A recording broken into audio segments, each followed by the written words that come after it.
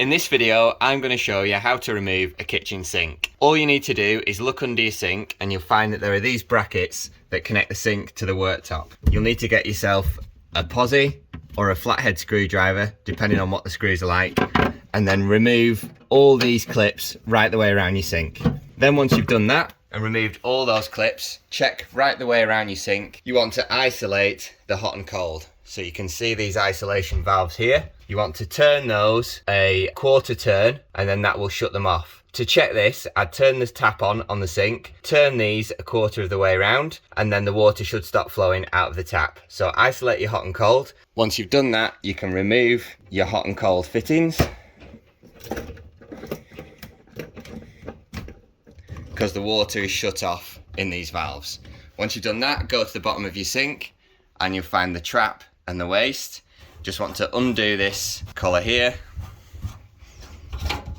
until that spring's loose. So you've removed the clips around your sink, you've isolated the hot and cold, and you've disconnected your waste. Then you need to come to the top. You want to take a sharp Stanley knife and just want to break the silicone seal right the way around your sink. You can actually use a multi-tool as well if you're not worried about damaging the old worktop, and just cut round the silicone around the old sink. Once you've loosened the screw in these clips, you should just be able to remove them by slotting a screwdriver behind.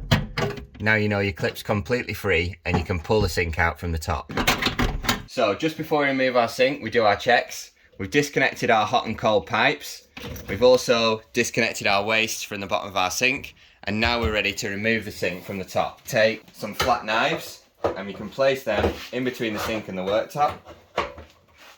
And just want to work your way along and slowly coax the sink out. So once you've managed to get the corner of the sink up, you can kind of jiggle it out of the opening. Sometimes your clips holding the sink down might be difficult to get to. We've got a wooden bar that runs along here preventing us from getting to our clips. So sometimes you need to get a heavy bar out, sacrifice your sink in order to get it out in a reasonable time frame. So if you put your bar under, you can work this bar around. Obviously where you've got a clip you haven't been able to get access to, you just want to force it with your bar. And then once you've done that, you've removed as many clips as you can, you've prized the clips out you couldn't get to.